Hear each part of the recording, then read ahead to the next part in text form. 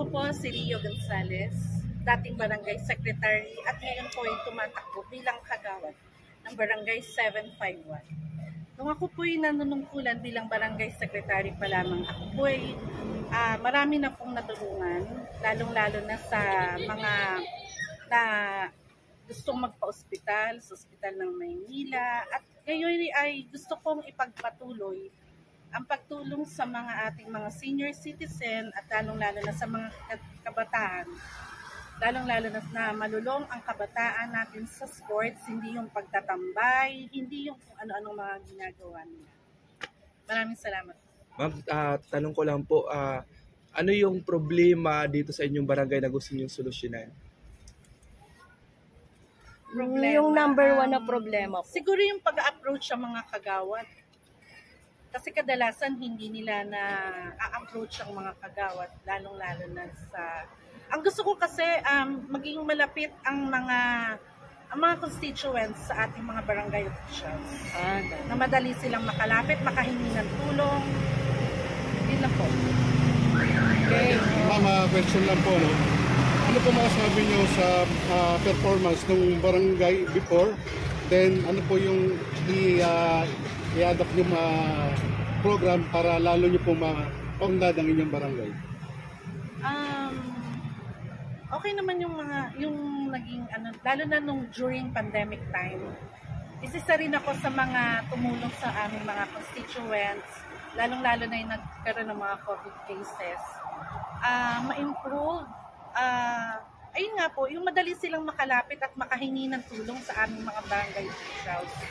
So, kasi yung iba nahihiya, kasi nga hindi approachable yung mga barangay.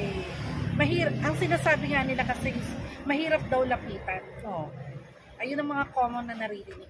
So, bali ilan katao, ilang botante yung mga nandito sa barangay sa amin niyo? po sa barangay 751, nasa 800 plus. Ay, dami Hopefully, mabigyan ng chance na umupo at maipagpatuloy ang serbisyo na makatulong sa aming mga kabarangay. Ma'am, bilang dating barangay secretary, tingin mo ba advantage to para sa iyo para sa pagtakbo mo na bilang kagawad? Malaking advantage talaga.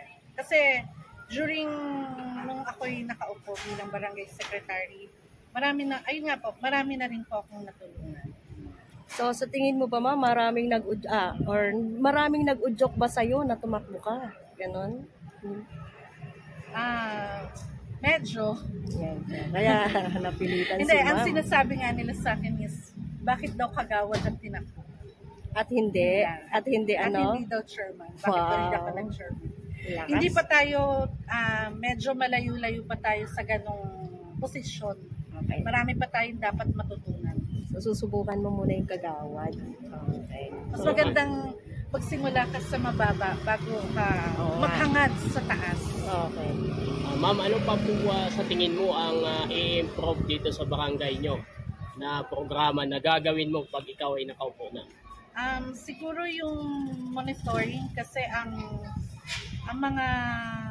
monitoring ng mga tanods siguro ang dapat mabigyan ng Para po sa para po sa mga constituents nyo, ano po ang gagawin nyo sa kanila? Yung assistance.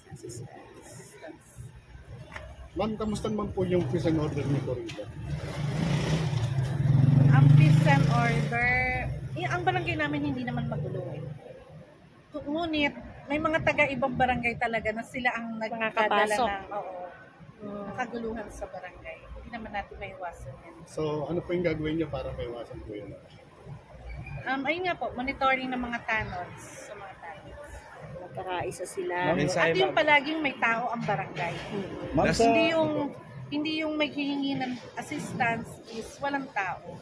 Ma'am, patungkol naman sa programa pang senior citizens, ano naman pong plano mo pa once na ikaw ay manalo? Sumuporta sa senior citizens. Sa senior citizen na doon sa programa ni... ano pong programa nyo para sa senior citizens once na ikaw ay manalo? Siguro yung Zumba and magkaroon sila ng Get together.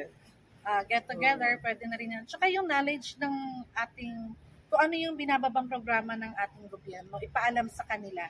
Kasi karamitan sa mga ating senior citizen, katulad niyang may mga pinaparehistro, hindi nila alam kasi kung I-guide para mo sila. saan yun. Oo, I-guide para mo saan sila. yun. Mas magandang malawakan yung kanilang kaalaman. Para naman po sa mga bata dito, bukod sa Ayun ano, nga po, sports na Sports. sila, ma-involve sila lalo sa sports. Ma'am, last na tanong po, mensahe nyo na lang po sa mga kababayan nyo o kabarangay. Ano po? Mensahe sa nyo inyong po. kabarangay. Ayun, ako yung humihingi ng tulong na maisingit man lang sa kanilang listahan bilang maging kagawad ng ating barangay. Okay. So first time nyo po ngayon tumakbo, Apo. no? Kasi secretary ka dati. Okay. Salamat po, ma'am. Salamat po. Thank you.